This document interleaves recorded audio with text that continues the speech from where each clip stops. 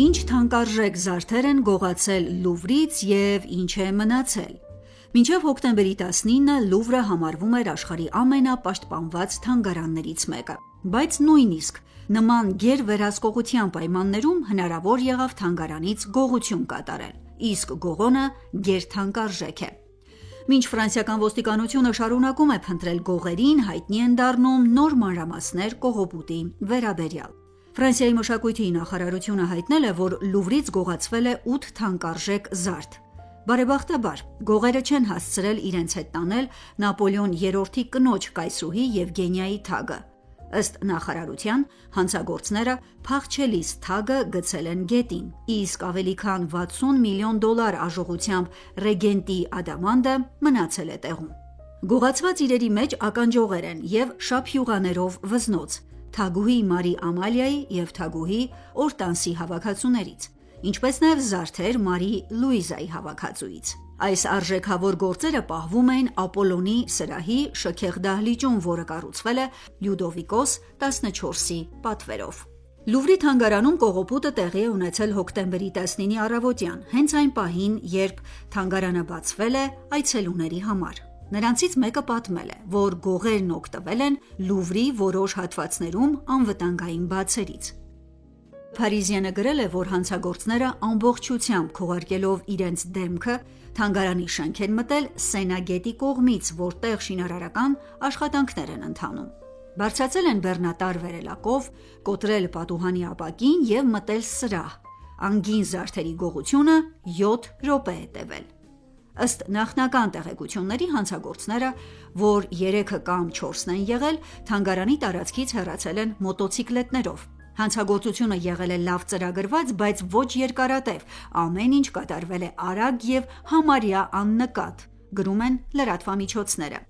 Փարիզի դատախազությունը քննում է կատարվածի երկու հիմնական վարկած՝ պատվերով գողություն կամ փողերի լվացման նպատակով կողոպուտ։ Օտարերկրյա հետքի վարկածը առաջնային չի համարվում, գրել է Ֆիգարոն հիմնվելով մայրաքաղաքի դատախազ Լոր Բեկոյի հայտարարության վրա։ Գողությունը գրեթե քաղաքական քննարկում է առաջացրել Ֆրանսիայում։ Աջակողմյան ազգային միավորում կուսակցության ղեկավար Ջորդան Բարդելան քննադատել է նախագահ Էմանուել Մակրոնին, նշելով, որ տեղի ունեցածը անհանդուրժելի նվաստացում է Ֆրանսիայի համար։ Նախագահը պատասխանել է, որ գողացված իրերը կվերադարձվեն, իսկ մեղավորները կպատժվեն։ Մակրոնն ասել է նաև, որ Լուվրում կատարված գողությունը հարված է ֆրանսիական ժառանգությանը, որը երկրի պատմությունն է։ Ներքին գործերի նախարար Ժերալ Նունյեսը խոստացել է, որ թանգարանի անվտանգության համակարգը կուժեղացվի։